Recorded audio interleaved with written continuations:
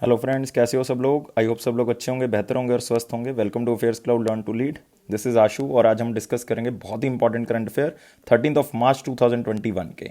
तो आप यहाँ पे देख सकते हो दो best images of the day. लेकिन आज हम डिस्कस करेंगे 17 से 18 बहुत ही इंपॉर्टेंट करंट अफेयर्स को।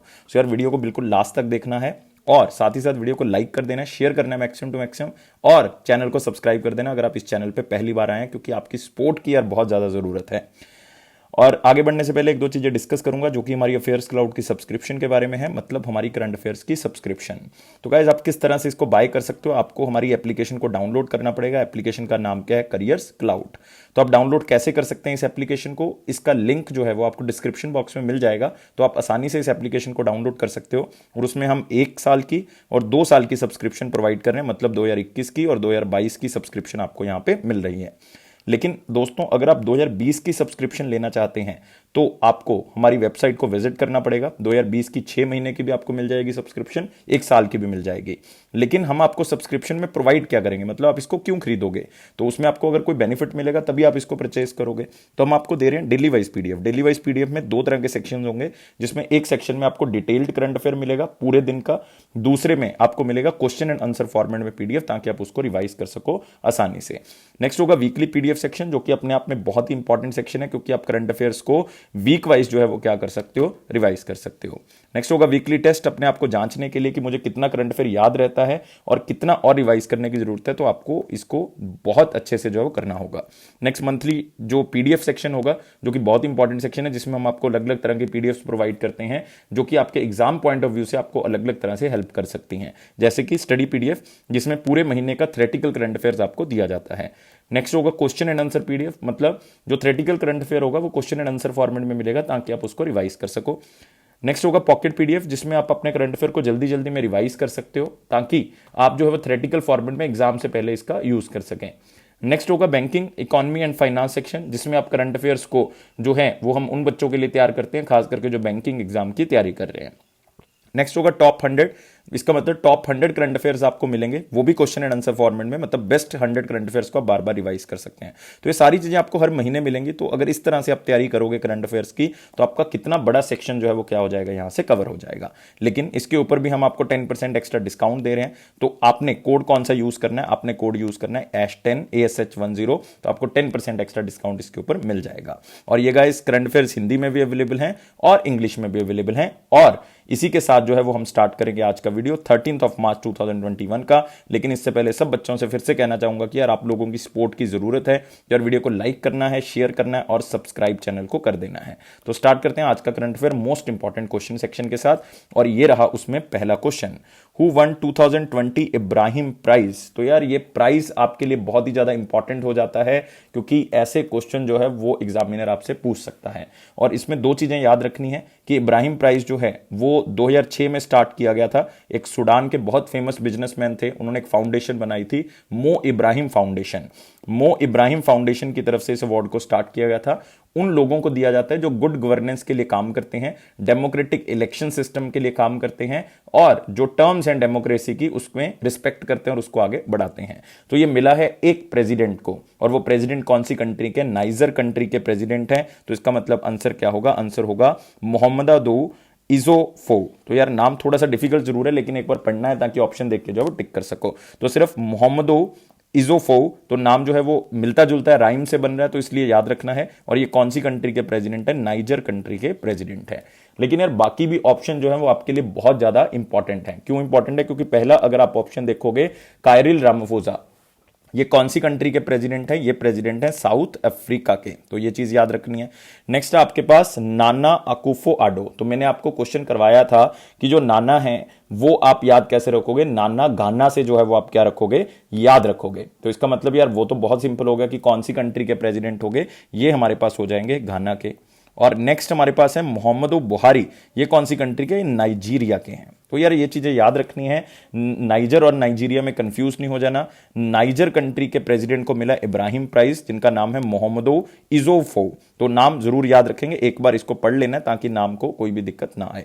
तो आप यहां पे देख सकते हो इनको $5 मिलियन का ये अवार्ड दिया गया है। ये अवार्ड जो है वो अफ्रीकन लीडरशिप को आगे बढ़ाने के लिए दिया गया है, और ये एक सूडान के बिलियनियर है मो इब्राहिम फाउंडेशन 2006 में उन्होंने इस अवार्ड को स्टार्ट किया था, जो डेमोक्रेसी को प्रमोट करते हैं। तो सिंपल क्वेश्चन, नेक्स्ट क्वेश्चन के ऊपर आते हैं। What is the name of India's third scorpion class submarine commissioned at naval dockyard Mumbai?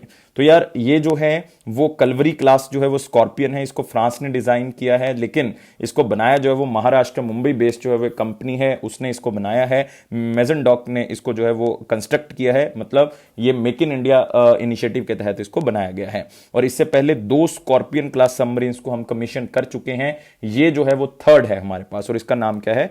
INS करंज।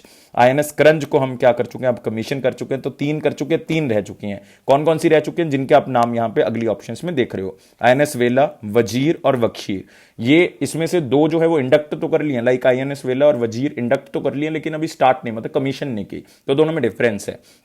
वक्षीर जो है वो अभी उसके ऊपर रिसर्च चल रही है, तो INS वेला, वजीर और वक्षीर जो है वो अभी आनी है, लेकिन बाकी जो है वो आ चुकी हैं। एक तो INS कलवरी जो है वो हमारे पास आ चुकी है, आप देख सकते हो, और एक INS खांडेरी आ चुकी है, और तीसरी आपके पास होगी INS करंज जो है वो आ चुकी है। इसको बनाया जा रहा है प्रोजेक्ट 75 के तहत। 6 स्कॉर्पियन सबमरीन्स बनानी थी, जिसमें से 3 कमीशन हो चुकी हैं और 3 रह चुकी हैं। कौन कौन सी? वेला, वजीरा और वक्षीर रह चुकी हैं। और नेक्स्ट आप यहां पे देख सकते हो, इसको बनाया जो है वो किसने है? मेजागॉन डॉक शिपबिल्डर्स लिमिटेड ने इसको बनाया, जो कि मुंबई बेस्ड एक कंपनी है, और Indian program make in India के तहत जो है वो इसको बनाया गया। और इसको डिजाइन किसने किया? फ्रांस ने डिजाइन किया है, और डीजल इलेक्ट्रिक अटैक सबमरीन है।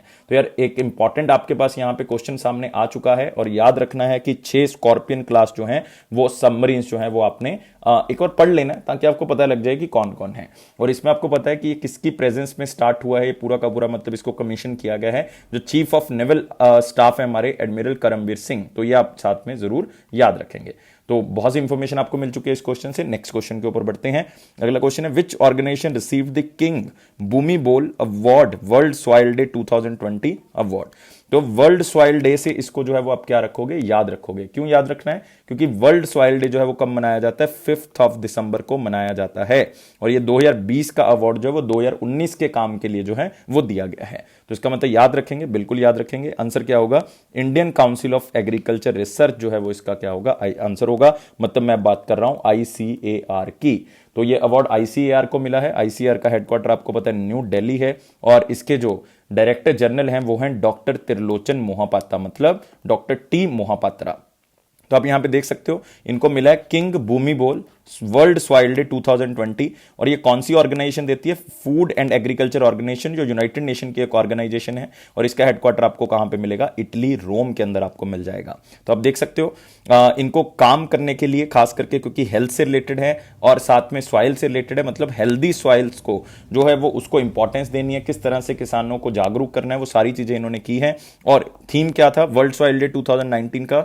Stop soil erosion, save our future. तो उस काम के लिए जो है इसको दिया गया है, और ये अवार्ड FAO की तरफ से अनाउंस किया गया है। और याद रखना है ICAR Indian institute of soil science Bhopal Madhya Pradesh के अंदर, जिन्होंने बहुत सी चीजें ऑर्गेनाइज की हैं इस खास करके इस इवेंट के लिए। तो यार ये बहुत ही इंपॉर्टेंट जो है वो इवेंट है, और खास करके इसमें एक चीज आप और याद रख सकते हो कि ये पूरा का पूरा जो अवार्ड सेरेमनी हुई है ये कहां पे हुई है? बैंकॉक थाईलैंड के अंदर हुई है। कहां पे हुई है? बैंकॉक थाईलैंड के अंदर हुई है, क्योंकि इसके अंदर एक रिसर्च इंस्टीट्यूट है, या आप कह सकते हो ऑर्गेनाइजेशन है, ग्लोबल सॉइल पार्टनरशिप एक ऑर्गेनाइजेशन है। जो ग्लोबल सॉइल पार्टनरशिप जो है वो किंगडम ऑफ थाईलैंड जो है वो उसको सपोर्ट करता है, इसलिए ये जो है वो कहां पे हुआ? थाईलैंड के अंदर। इसमें जो है वो एक मेडल दिया जाता है, $15,000 का, $15,000 का, नॉट रुपए का, $15,000 का जो है वो एक चेक दिया जाता है, और एक ट्रिप दिया जाता है थाईलैंड का। तो मतलब थाईलैंड का ट्रिप भी मिलेगा यार ICAR के जो लोग हैं, और $15,000 का चेक भी मिला है, और इनको मेडल भी जो है वो दिया गया है, पूरी ऑर्गेनाइजेशन को दिया गया है। तो इस चीज को याद रखना है। और वर्ल्ड सॉइल डे कब मनाया जाता है? 5 दिसंबर को सेलिब्रेट किया जाता है। तो मेरे ख्याल से बहुत सी चीजें आपको क्लियर हो गई है, और थीम जरूर याद रखना है। नेक्स्ट क्वेश्चन के ऊपर आते हैं। Who is awarded with the 30th Bihari पुरस्कार award for his book Taslima संघर्ष और साहित्य? तो एक बहुत ही सिंपल सा क्वेश्चन है, जितना स्लाइड में दिया हुआ है उतना ही याद कर लें, एक्स्ट्रा कुछ भी याद करने की जरूरत नहीं, बस ये याद रखना है कि बिहारी पुरस्कार जो है वो किसको दिया गया है। अब एक तो ये क्वेश्चन होगा कि किसको दिया गया है, और बिहारी पुरस्कार कौन देता है ये याद रखेंगे, के बिरला फाउंडेशन देती है इसको। 1991 में के बिरला फाउंडेशन ने पुरस्कार अनाउंस किया था। किनको देना है ये अवार्ड, ये उनको मिलेगा जिनका 10 साल का मतलब लास्ट 10 साल के अंदर उन्होंने बहुत ही अच्छे से जो है वो काम किया है। कौन सी लैंग्वेज के अंदर, या तो हिंदी के अंदर या फिर राजस्थानी लैंग्वेज के अंदर उन्होंने काम किया है। तो मतलब हिंदी और राजस्थानी को इसमें जो है वो बढ़ाया जाता है, उसको प्रोत्साहन देने के लिए ये काम जो है वो स्टार्ट किया गया। और ये किसको मिला है, मोहन कृष्णा बोहरा को ये अवार्ड जो है वो मिला है। तो याद रखेंगे किसको मिला है, मोहन कृष्णा बोहरा, उनको ये अवार्ड मिला। कौन सी बुक के लिए मिला, तस्लीमा, संघर्ष और साहित्य, और ये 30th बिहारी पुरस्कार था, और ये हिंदी और राजस्थानी लैंग्वेज के लिए दिया जाता है। तो बिहारी से यार कंफ्यूज ना हो जाइए कि बिहार के लोगों को मिलता है, ऐसा कुछ नहीं है। तो हिंदी और राजस्थानी लैंग्वेज में मिलता है। तो के बिरला फाउंडेशन 1991 में इसको स्टार्ट किया था। राजस्थानी या फिर हिंदी लैंग्वेज में जो है वो उसमें प्रेरित करने के लिए जिनका 10 साल का बहुत ही अच्छा काम है उनको दिया जाता है। तो simple question, simple answer. Next question की तरफ बढ़ते हैं। In a world first trial which country was started to produce hydrogen from brown coal. तो एक बहुत ही सिंपल क्वेश्चन है लेकिन बहुत ही इंपॉर्टेंट है, क्योंकि हाइड्रोजन बनाना है ब्राउन कोल से। तो हाइड्रोजन बनाना है तो बहुत बड़ी टेक्नोलॉजी की जरूरत पड़ेगी। वो टेक्नोलॉजी प्रोवाइड करेगा जापान, और वो आपको ब्राउन कोल मिलेगा कहां पे, ऑस्ट्रेलिया में। तो इसका मतलब बहुत ही सिंपल हो गया कि वो ब्राउन कोल मिल ऑस्ट्रेलिया के अंदर है, लेकिन वो काम कौन करेगा उसमें, जापान काम करेगा। मतलब उसको प्रोड्यूस करने का, हाइड्रोजन जो प्रोड्यूस करेंगे ब्राउन कोल से, वो जापान की कंपनी जो है वो करेगी। तो ऑस्ट्रेलिया का जो विक्टोरिया एरिया, वहां पे ब्राउन कोल रिजर्व्स हैं, तो वहां पे उसको जो है एक्सप्लोर किया जाएगा। इसका मतलब कौन सी कंट्रीज होगी, बी और सी हो गया, तो आंसर क्या हो जाएगा इसका, डी हो जाएगा। तो आप यहां पे देख सकते हो, in world first trial Japan Australia venture start producing hydrogen from dirty coal. तो ब्राउन कोल मतलब डर्टी कोल की हम यहां पे बात कर रहे हैं। तो प्रोडक्शन जो है वो हाइड्रोजन एनर्जी सप्लाई चेन की तरफ से किया जाएगा।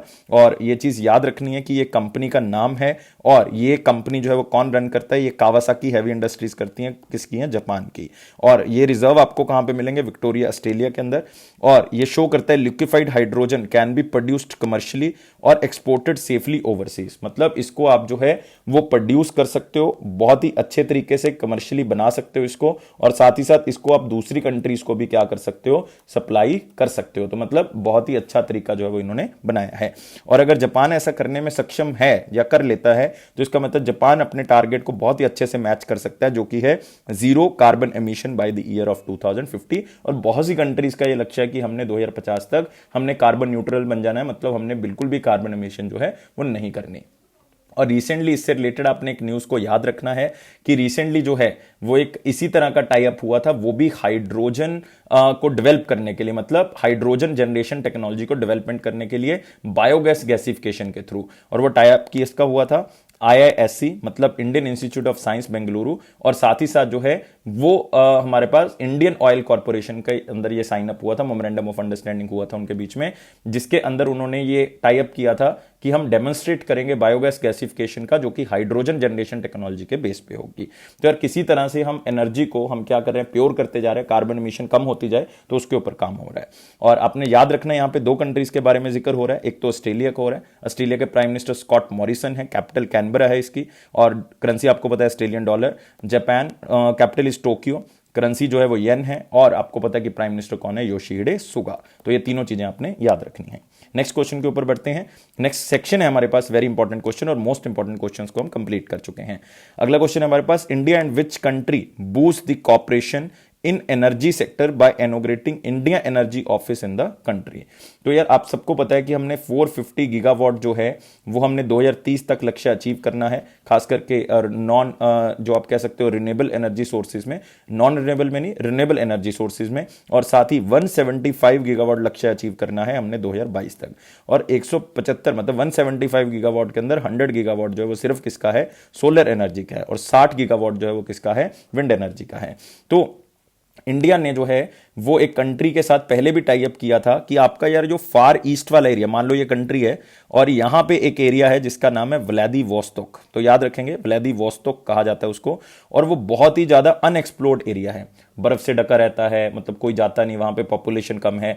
तो इंडिया ने कहा था कि हम वहां पे जो है वो उसको एक्सप्लोर करेंगे, हम शिप्स भेजेंगे वहां पे और वहां पे हम अपनी पॉपुलेशन को भी सेटल करेंगे और वहां पे उसको एक्सप्लोर करेंगे, जिससे वहां पे क्या निकलेंगे, रिसोर्सेज निकलेंगे और उसका यूज किया जा सकता है। तो मतलब एनर्जी सेक्टर को हम और सक्षम कर सकते हैं। और ये व्लादिवोस्तोक एरिया कौन सी कंट्री का है दोस्तों, ये रशिया का है। मतलब इंडिया और रशिया के बीच में ये टाई अप हुआ है और इंडिया ने एक एनर्जी ऑफिस खोला, कहां पे, रशिया के अंदर, मॉस्को के अंदर, एग्जैक्ट लोकेशन के अंदर ये खुला है। और इससे क्या होगा, जो हमारा वोस्तोक प्रोजेक्ट है उसको बहुत आसानी मिलेगी, क्योंकि वहां पे भी एक अगर हमारा ऑफिस होगा तो वहां से हम जो है वो उसको क्या कर सकते हैं, आगे बढ़ा सकते हैं। और इंडिया पूरे वर्ल्ड का 3rd लार्जेस्ट ऑयल कंज्यूमर है और इंडिया की टॉप 5 एमिनेंट ऑयल कंपनीज जो हैं उनके लिए अब ये कॉमन प्लेटफॉर्म बन जाएगा कि वहां पे वो जाके क्या कर सकते हैं, वहां पे जाके अपने बिजनेस को एक्सपैंड कर सकते हैं, क्योंकि हमारा एक ऑफिस एनर्जी सेक्टर से रिलेटेड जो खुल चुका है जिसका नाम है इंडिया एनर्जी ऑफिस। तो इसको याद रखना है। और ये कौन सी कंट्री की हम बात कर रहे हैं, ये बात हो रही है रशिया की, तो बिल्कुल याद रहेगा। और 5 एमिनेंट ऑयल कंपनीज, मैं एक बार आपको बता देता हूं, नाम सुने होंगे आपने, ओएनजीसी विदेश है, इंडियन ऑयल है, gas authority of India limited है मतलब गेल है, ऑयल इंडिया लिमिटेड है और इंजीनियर्स इंडिया लिमिटेड है। तो ये सारी की सारी कंपनीज को एक कॉमन प्लेटफॉर्म मिल जाएगा कि हम रशिया के अंदर एक्सप्लोर कर सकते हैं चीजों को। नेक्स्ट क्वेश्चन आते हैं, which country hosted the first meeting of BRICS contract group of economic and trade issues. तो एक BRICS contact group on economic and trade issues, मतलब सिंपल है कि जो भी ब्रिक्स कंट्रीज हैं वो देखेंगे कि यार कौन से ट्रेड इश्यूज हमारे सामने आ रहे हैं, कौन से इकोनॉमिक इश्यूज हमारे सामने हैं, तो उसको हम किस तरह से टैकल करें। लेकिन इसमें इंपॉर्टेंट क्वेश्चन ये नहीं है, इंपॉर्टेंट क्वेश्चन है कि ये ब्रिक्स की जो मेंबरशिप है वो तो मतलब इन 5 कंट्रीज के पास होगी, लेकिन चेयरमैनशिप जो है वो किसके पास है। तो आपको पता है ब्रिक्स का मतलब ब्राजील, रशिया, इंडिया, चाइना और साउथ अफ्रीका, और 2020 में ये चेयरमैनशिप किसके पास थी, रशिया के पास थी। लेकिन 2021 में ये चेयरमैनशिप किसके पास आ गई, इंडिया की। मतलब ब्रिक्स की जितनी भी मीटिंग्स होंगी 2021 में वो कौन होस्ट करेगा, one and simple answer, answer क्या होगा, इंडिया होगा। तो आप देख सकते हो first meeting of BRICS contact group on economic and trade issues वो कौन करेगा, वो करेगा इंडिया। तो इंडिया ने इसको क्या किया, होस्ट किया है। और गाइस ब्रिक्स के बारे में जरूर याद रखेंगे, ब्रिक्स जो है वो 5 कंट्रीज का एक ग्रुप है, ब्राजील, रशिया, इंडिया, चाइना और साउथ अफ्रीका, जो कि 2009 में इसको बनाया गया था। और साथ में याद रखना साउथ अफ्रीका बाद में ऐड हुआ था 2010 में। लेकिन ब्रिक्स की पहली जो मिनिस्ट्रियल मीटिंग है वो कौन से ईयर में हुई थी, 2006 में। ये बनाया 2009 में गया, लेकिन इसकी फर्स्ट मिनिस्ट्रियल मीटिंग जिसमें डिस्कस किया गया था तो वो 2006 में हुई थी। इसीलिए जो ब्रिक्स का थीम है दोस्तों वो क्या रखा गया है, ब्रिक्स एट द रेट 15, मतलब 15 साल हो चुके हैं, 2021 में हम बना रहे हैं और हम 2006 में इसको पहली बार हमने मीटिंग की थी, तो 15 साल हो चुके हैं ब्रिक्स के मीटिंग को। तो intra BRICS cooperation for continuity, consolidation and consensus, तो ये जो है वो थीम रखा गया। तो ये याद रखना है, थीम आपको किसी ना किसी एग्जाम में जरूर आएगा। India succeed Russia as the chairman of BRICS, ये हम बात ऑलरेडी कर चुके हैं। नेक्स्ट क्वेश्चन के ऊपर बढ़ते हैं और आपको मीटिंग का एजेंडा पता लग चुका है कि किस तरह से हमने शेड्यूल करना है, एमएसएमईज को किस तरह से हमने आगे बढ़ाना है, किस तरह से ट्रेड्स के अंदर प्रॉब्लम आ रही है, हमने 5 कंट्रीज में किस तरह से फेयर ट्रेड को आगे बढ़ाना है, तो उसके बारे में बात जो है वो की गई है। तो सिंपल क्वेश्चन, नेक्स्ट क्वेश्चन के ऊपर आते हैं। Ramesh Pokhriyal inaugurates 29th edition of New Delhi World Book Fair 2021. What is the theme of World Book Fair 2021? तो यार इसमें 2-3 चीजें इंपॉर्टेंट है। एक तो आपको पूछा जा सकता है कि वर्ल्ड बुक फेयर 2021 कहां पे हुआ, तो न्यू दिल्ली याद रख सकते हो। या फिर आपको पूछा जा सकता है कि ये जो है उसका थीम क्या है, जो कि हमने क्वेश्चन के अंदर पूछ लिया है। या फिर पूछा जा सकता है कि किसने इनॉग्रेट किया, वो आपको क्वेश्चन के अंदर ही बता दिया, हमारे जो एजुकेशन मिनिस्टर हैं रमेश पोखरियाल जी, उन्होंने किया है।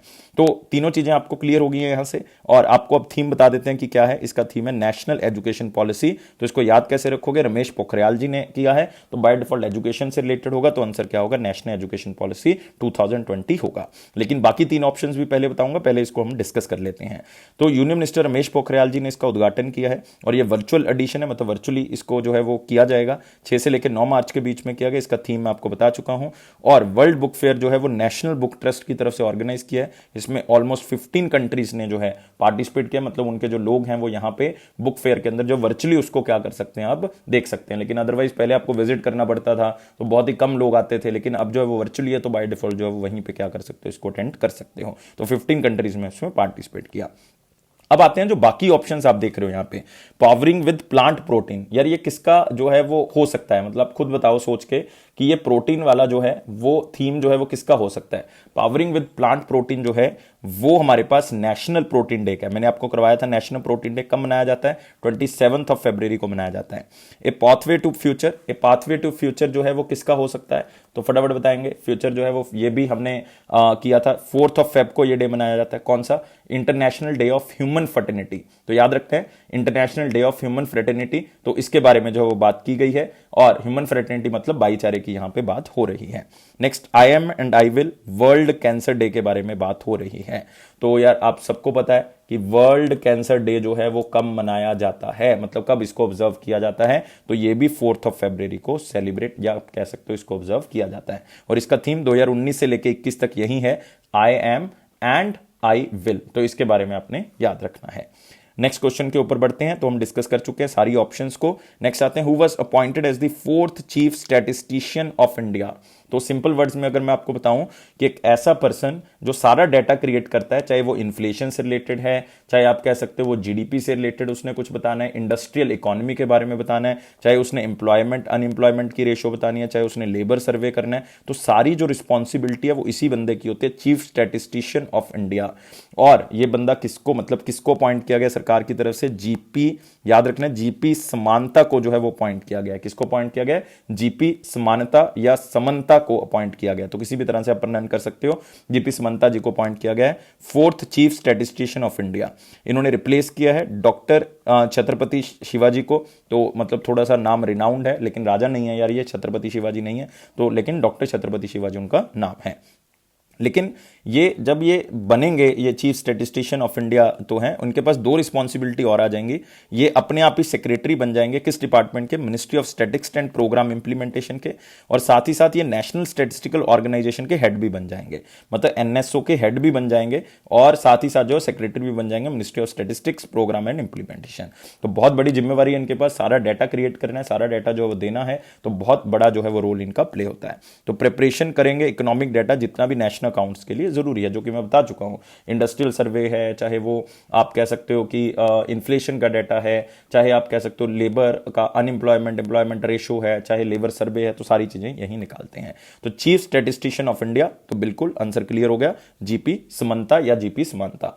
तो यहां पे आप 3 ऑप्शन जो है वो और देख रहे हो, तो यार ये भी बहुत इंपॉर्टेंट ऑप्शन है। लाइक सबसे पहले आप देख रहे हो ऑप्शन शर्मा जी की, मतलब आर एस शर्मा, तो अपने आप में एक इंपॉर्टेंट नाम। ये क्या है, ये है CEO of Ayushman Bharat scheme. क्या है, CEO of Ayushman Bharat scheme. Next आप देख रहे हो अजय सिंह। अजय सिंह जो है वो क्या है, president of boxing federation of India. Next आप देख रहे हो आयशा अजीज। आयशा अजीज क्या है, India's youngest female pilot, India's youngest female pilot. तो दोबारा से एक बार रिवाइज करवा देता हूं चारों options. R S Sharma, R S Sharma हमारे पास क्या है, प्रेसिडेंट हैं, या आप कह सकते हो सीईओ हैं आयुष्मान भारत स्कीम के। जीपी समानता आपको पता लग गया, चीफ स्टैटिस्टिशियन ऑफ इंडिया है।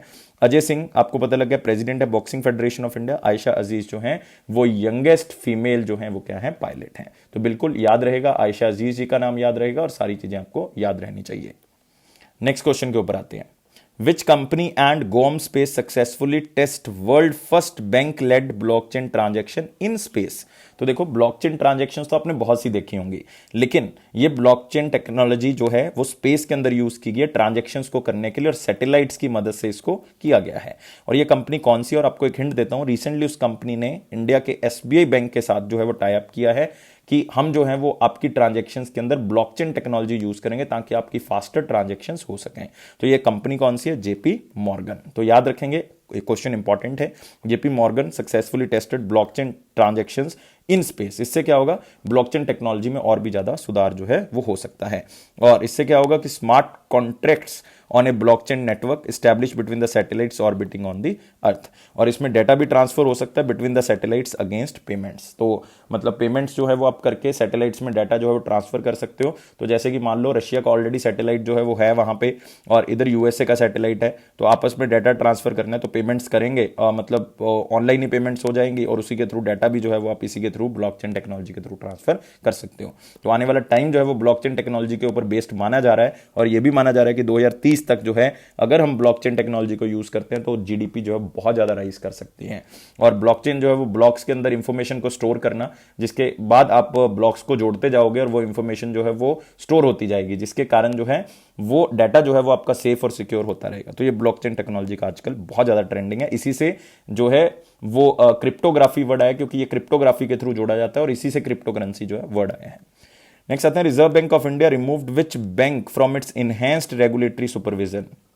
तो आरबीआई क्या करता है, इसका एक होता है प्रॉम्प्टिव करेक्टिव एक्शन, पीसीए नॉर्म्स। इसमें क्या होता है कि जो बैंक्स मतलब बहुत ज़्यादा एनपीए हैं उनके, या फिर बहुत ज़्यादा उनका जो है वो क्रेडिट रिस्क रेशो जो है वो बहुत ज़्यादा है, तो उसके अंदर उनको क्या किया जाता है, उनको जो है वो निगरानी उनके ऊपर ज़्यादा रखी जाती है, उनके ऊपर रेगुलेशन जो है वो ज़्यादा हो जाते हैं, उनको स्ट्रिक्ट कंट्रोल में ले लिया जाता है।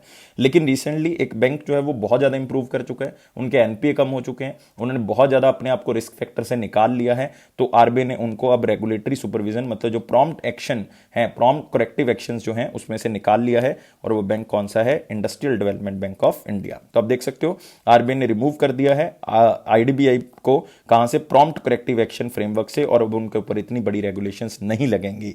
तो आप देख सकते हो कितना एनपीए जो है वो उन्होंने क्या कर दिया, कम कर दिया था। एक ही साल के अंदर जो है वो एनपीए बहुत कम हो गया। और रिटर्न कमिटमेंट है आईडीबीआई की कि हम पूरे पीसीए फ्रेमवर्क्स के जो नॉर्म्स हैं उनको कंप्लाई करते हैं और आगे भी जो है वो इस चीज का ध्यान रखेंगे। पीसीए फ्रेमवर्क में आपको बता चुका हूं कि बैंक्स जो हैं वो रिस्की हो जाते हैं, तो उनको जो है पीसीए फ्रेमवर्क के अंदर डाल दिया जाता है, तो आरबीआई उनके ऊपर स्ट्रिक्ट गाइडलाइंस जो है वो फॉलो करता है। तो 3 रिस्क थ्रेशोल्ड्स हैं, एक का मतलब जो है वो लोएस्ट थ्रेशोल्ड है, 3 का मतलब हाईएस्ट है, और आईडीबीआई 3 में आ चुका था, अब जो है वो 1 में डाल दिया गया है।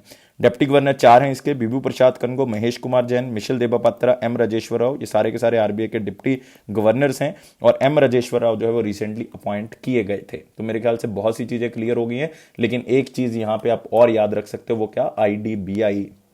तो आईडीबीआई को दोस्तों कब बनाया गया था ये भी आप याद रख सकते हैं। 1964 में आईडीबीआई को बनाया गया था। इसके चेयरमैन आजकल एमआर कुमार हैं, इसके एमडी और सीईओ राकेश शर्मा हैं, ये याद रखेंगे। हेडक्वार्टर मुंबई है, टैगलाइन बैंक ऐसा दोस्त जैसा, तो इसको याद रखेंगे, बैंक ऐसा दोस्त जैसा, तो पूछा जा सकता है आपसे। नेक्स्ट आते हैं, Google honoured India satellite man with doodle on it's birth anniversary, what is the name of this person. तो गूगल ने यार अपना जो सर्च पेज है उसके ऊपर एक डूडल बनाया है, मतलब उनका एक पूरा पिक्चर सेरेमनी जो है वो उन्होंने ऑर्गेनाइज किया। इंडिया के सैटेलाइट मैन के नाम से उनको जाना जाता है, और उनकी बर्थ एनिवर्सरी को गूगल ने सेलिब्रेट किया, उसका नाम जो है वो आपने बताना है। तो फटाफट बताएंगे, बाकी ऑप्शंस को एलिमिनेट कर सकते हो। जैसे एपीजे अब्दुल कलाम क्या है, मिसाइल मैन ऑफ इंडिया, तो इसका मतलब ये तो आंसर नहीं हो सकता। गोविंद स्वरूप, शायद आपने नाम सुना होगा, गोविंद स्वरूप हैं father of Indian radio astronomy, Indian radio astronomy के फादर माना जाता है, तो ये भी आंसर नहीं होगा। होमी बाबा, होमी बाबा का नाम आपने सबने सुना हुआ है, और होमी बाबा को माना जाता है father of Indian nuclear program, father of Indian nuclear program, और उन्हीं की याद में जो है बाबा एटॉमिक रिसर्च सेंटर जो है वो बनाया गया था। तो होमी बाबा भी आंसर नहीं है, क्योंकि ये हैं father of Indian nuclear program. हमने क्या पूछा है, इंडियन सैटेलाइट मैन, तो वो कौन है, उदुपी रामाचंद्र राव, मतलब URR, तो किसी भी तरह से इसको याद रख सकते हैं। तो यहां पे आप देख सकते हो 89th बर्थ एनिवर्सरी उनकी सेलिब्रेट की है। वो इंडियन स्पेस साइंटिस्ट, और साथ ही वो चेयरमैन भी रहे हैं Indian space research organisation ISRO के। वो 1984 से लेकर 94 तक 10 साल ऑलमोस्ट ये क्या रहे हैं, चेयरमैन रहे हैं किसके, इसरो के। और आजकल तो आपको पता ही है कौन है आजकल चेयरमैन इसरो के सिवान है। और अगर ये इस टाइम पीरियड पे थे चेयरमैन, और इससे पहले इन्होंने सुपरवाइज किया था यार इंडिया का पहला सैटेलाइट आर्यभट्ट, जो कि 1975 में जो है वो भेजा गया था। तो फर्स्ट सैटेलाइट 1975 का आर्यभट्ट का जो लॉन्च है उसमें इन्होंने सुपरवाइज किया था। तो इसका मतलब बहुत ही अच्छा अनुभव इनका रहा होगा। और अगले ही साल इनको क्या दे दिया गया, पद्म भूषण दे दिया गया, फिर पद्म विभूषण दे दिया गया 2017 में। तो इसका मतलब बहुत ही इंपॉर्टेंट पर्सनैलिटी जो आप यहां पे याद रख सकते हो, उनको 2 हाईएस्ट सिविलियन अवार्ड्स मिल चुके हैं आउट ऑफ 4। तो इसका मतलब बहुत इंपॉर्टेंट पर्सनैलिटी के तौर से याद रखना होगा हमें नाम। नेक्स्ट क्वेश्चन के ऊपर आते हैं। President laid foundation stone of conservation works at Singorgarh fort. तो यार प्रेसिडेंट जो है हमारे रामनाथ कोविंद जी, उन्होंने सिंगोरगढ़ फोर्ट के लिए जो है वो उनका कंजर्वेशन रिजर्व जो है वो बनाना है, मतलब उसको, तो उसके कंजर्वेशन मतलब उसको बचा के रखना है, तो उसके लिए काम स्टार्ट कर दिया। ये कौन सी स्टेट में ये फोर्ट जो है वो सिचुएटेड है, तो आंसर क्या होगा इसका, आपको हिंट दे देता हूं। वहां पे मिलेगा आपको कान्हा टाइगर रिजर्व, वहीं पे आपको मिलेगा पन्ना टाइगर रिजर्व, वहीं पे आपको मिलेगा Pachmarhi biosphere reserve, Pachmarhi biosphere reserve, वहीं पे आपको मिलेगा one of the largest national park India का बांधवगढ़ नेशनल पार्क। तो आंसर क्या हो गया, मध्य प्रदेश हो गया। जिसके गवर्नर कौन है, जिसकी गवर्नर है आनंदीबेन पटेल जी। चीफ मिनिस्टर कौन है, चीफ मिनिस्टर है यहाँ पे शिवराज चौहान जी। तो मध्य प्रदेश क्या होगा आपका आंसर होगा। तो यहाँ पे देख सकते हैं सिंघोरगढ़ फोर्ट जो है वो बहुत ही बड़ा फोर्ट है और ये राजगौंड रूलर सेंट्रल इंडिया के रूलर्स का जो है वो आप कह सकते हो ग्रह रहा है, मतलब आप कह सकते हो उनका जो है वो घर रहा है। और आपने एक बात याद रखनी है कि गौंड ट्राइब एक बहुत ही फेमस ट्राइब है मध्य प्रदेश की, और उन्होंने स्टेट लेवल का जो मध्य प्रदेश का फेस्टिवल है ट्राइबल कॉन्फ्रेंस वो भी जो है वो आयोजित की, वो जो कि सिग्रामपुर विलेज दामोह डिस्ट्रिक्ट मध्य प्रदेश के अंदर हुई। लेकिन ये ज्यादा इंपॉर्टेंट नहीं, सिर्फ ये याद रखना है कि ये फोर्ट जो है वो कहां पे है। नेक्स्ट क्वेश्चन के ऊपर आते हैं, who one ICC player of the month award for February.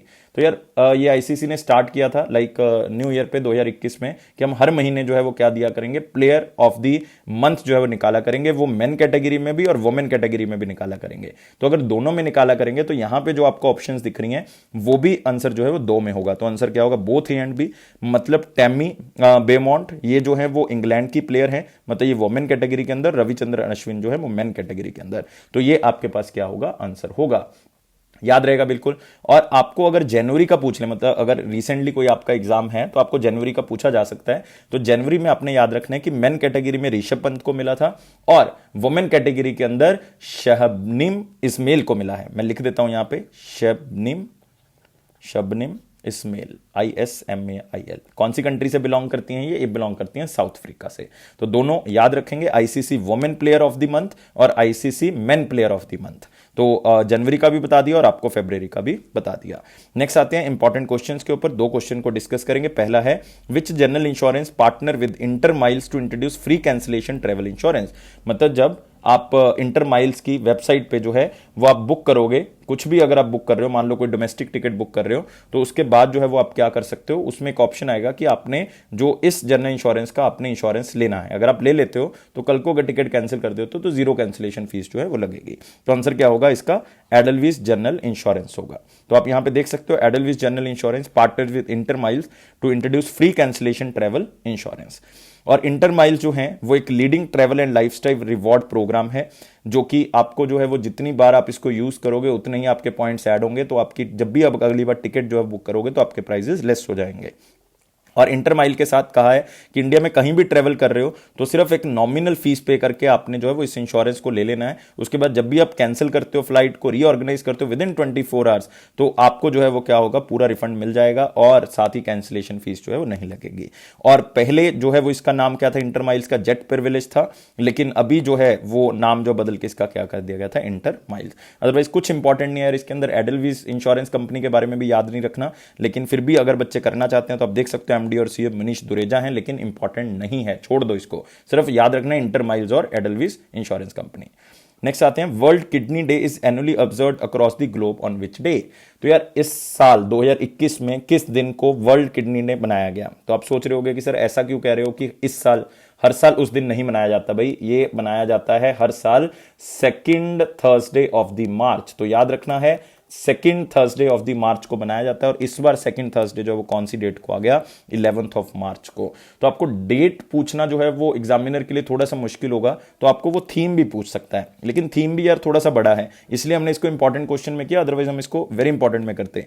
Kidney health for everyone everywhere living well with kidney disease. तो आपको वो आधा करके पूछ सकता है, kidney health for everyone everywhere living well with kidney disease. तो इसका यार मेन यही है वर्ल्ड किडनी डे का, कि हम अवेयरनेस क्रिएट करें कि किडनी जो है वो फंक्शन कैसे करती है, एजुकेट करें लोगों को कि किडनी की इंपॉर्टेंस, हेल्थ जो है वो क्या है, और इसका जो किडनी डिजीजेस का इंपैक्ट है वो क्या कर सके, कम कर सके, और किडनी की बीमारियां जो है वो कम कर सकें। तो इसलिए जो है वो किडनी डे जो है वो ऑब्जर्व किया जाता है। नेक्स्ट आते हैं वन लाइनर इंपॉर्टेंट पॉइंट्स में, और उसमें पहला पॉइंट हमारे पास क्या है, Jammu and Kashmir celebrates hearth festival. तो बहुत ज्यादा इंपॉर्टेंट तो नहीं कहूंगा, लेकिन इस वर्ड के कारण जो है इसको वन लाइनर में हम ले रहे हैं। अदरवाइज इसका मतलब है महाशिवरात्रि का जो त्योहार है वो जम्मू कश्मीर में बहुत धूमधाम से मनाया गया। इवन पूरे देश में क्या, काफी कंट्रीज में भी इवन इसको जो है वो मनाया जाता है। तो याद रखना है कि ये हर्थ फेस्टिवल करके जो है वो आपको मनाया जा सकता है, और ये आंसर क्या होगा, महाशिवरात्रि का ही पूछा जा रहा है। नेक्स्ट आते हैं, government of India uses RAS platform for ministry of electronics and technology for processing feedback on covid vaccination. तो कोविड-19 वैक्सीनेशन के लिए यार वो यूज करेंगे RAS प्लेटफॉर्म का, मतलब वो यूज करेंगे रैपिड असेसमेंट सिस्टम का, जो कि नेशनल ई गवर्नेंस डिवीजन का एक प्लेटफॉर्म है, मिनिस्ट्री ऑफ इलेक्ट्रॉनिक्स और इंफॉर्मेशन टेक्नोलॉजी की तरफ से उसको चलाया गया ताकि वो ऑनलाइन फीडबैक ले सकें ई सर्विसेज का। तो अब जो है वो वैक्सीनेशन का फीडबैक जो है इसी के थ्रू लिया जाएगा। तो सिर्फ सिंपली न्यूज नहीं है, ये इंफॉर्मेशन है, तो याद रखेंगे। Next, prime minister Modi ji ने रिलीज किए मनुस्क्रिप्ट, जो कि with comments by 21 scholars on shlokas of Shrimad Bhagavad Gita.